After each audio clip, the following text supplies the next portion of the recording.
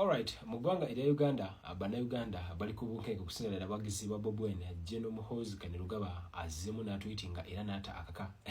My goodness. Bangambye nti obunkeke bwa manyo ndada mu nkambi eyo. Olwensonga nti awandiise ku kibanja kye echa X oba Twitter n'agamba nti ya ebintu byonna byagenda okukola Robert yakwenseta mu Bobi Wine abijja ku taata we era n'agamba nti I exonerate my great and vulnerable father from what I'm going to do. My omwami ono nyangalako n'agamba nti bakatta abanoob ba foot soldiers awerako ddala okay bakatta ba noob terrorists makumi 22 balambirira era agamba nti owabiri mu abasatu agamba nti yandibadde Bobi Wine asabirira n'okusabira abire Bobi Wine era nayongako n'agamba nti tujja kutta abayita ba foot soldiers aba NUP until nga taata we oba muzeeyi agambye nti okay otherwise my goodness omusajja mukambwe era nayongako n'agamba nti nze Muhoozi Kainerugaba ndi prophet. Thank you. I'm Cornelius Oduor, the Deputy Executive Director, Kenya Human Rights Commission.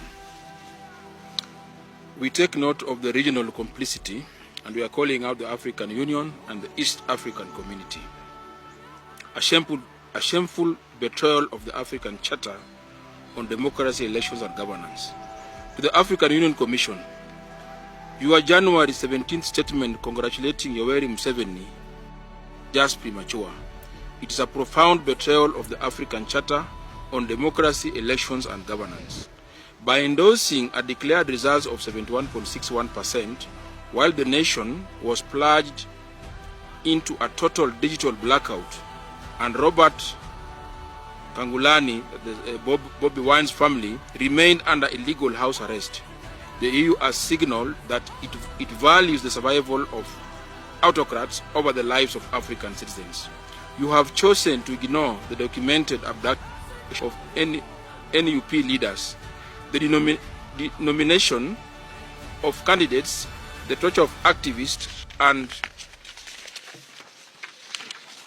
the killing of citizens, effectively endorsing a crime scene as a democratic exercise. The AU's complacency today sets a dangerous precedent, suggesting that the Africa we want is one where sovereignty is stolen at the barrel of a gun while continental body looks the other way. To the East African community, complicity in the whitewashing of terror. To the East African Community Election Observation Mission, we condemn your utter failure to uphold the values of the East African Community Treaty.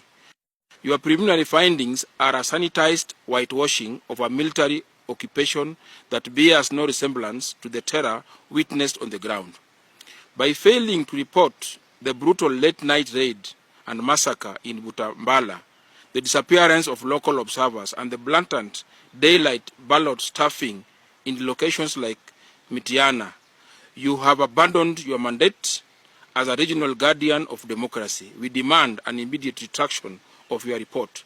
The people of East Africa deserve a community that stands for truth, not one that serves as a public relations firm for family cabal.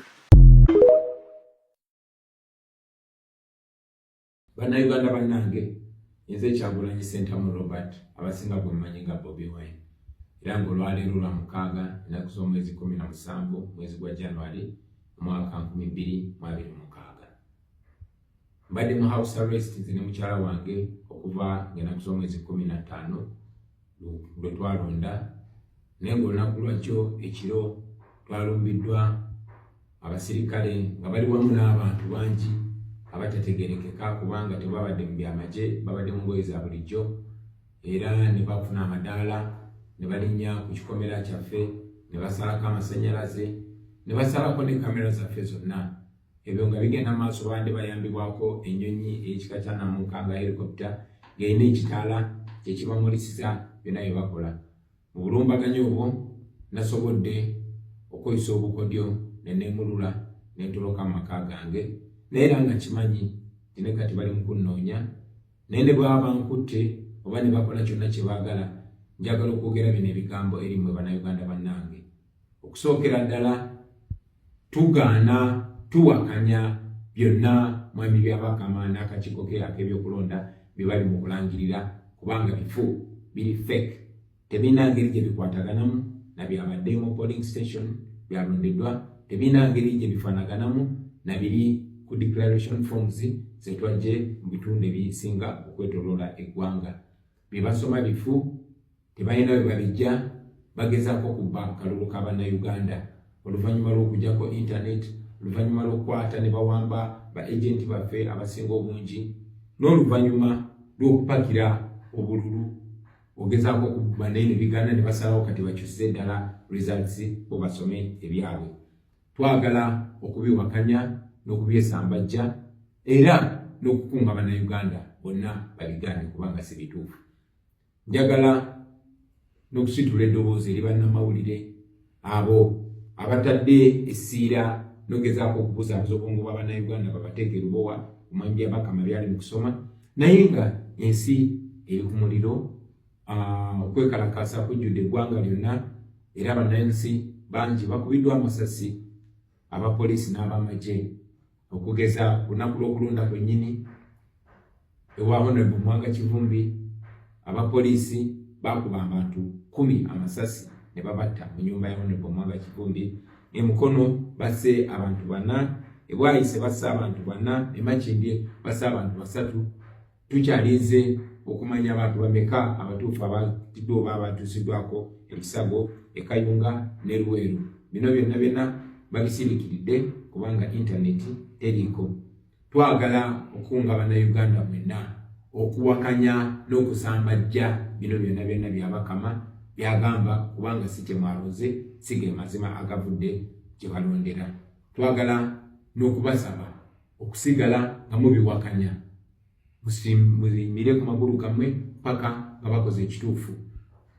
Tubanja okuzaako internet, tubanja okumakinga sure nti DR forms entuufu ne district tally sheets entuufu zibeere uploaded oba baziteeke ku mutimbagano. Bannayuganda bonna balabe ekituufu, bagoberere akalulu nga bwe katambudde, so si bino ebyokubuzaabuza.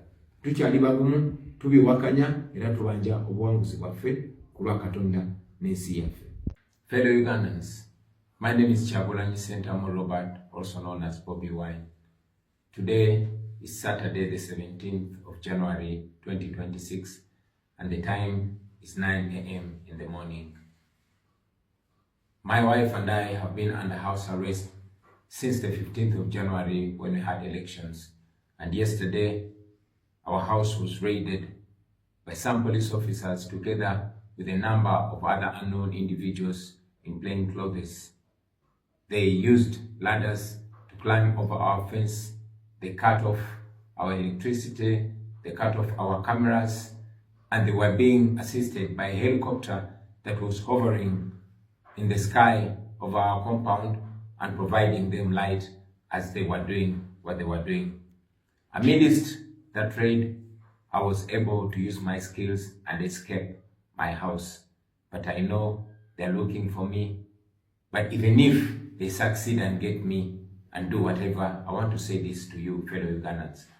First and foremost, we reject whatever is being declared by Mr. Byabakama, because those so-called results that they're declaring are fake and they don't in any way reflect what happened at the polling stations or what is at the declaration forms. And therefore, those results, the so-called results, are fake.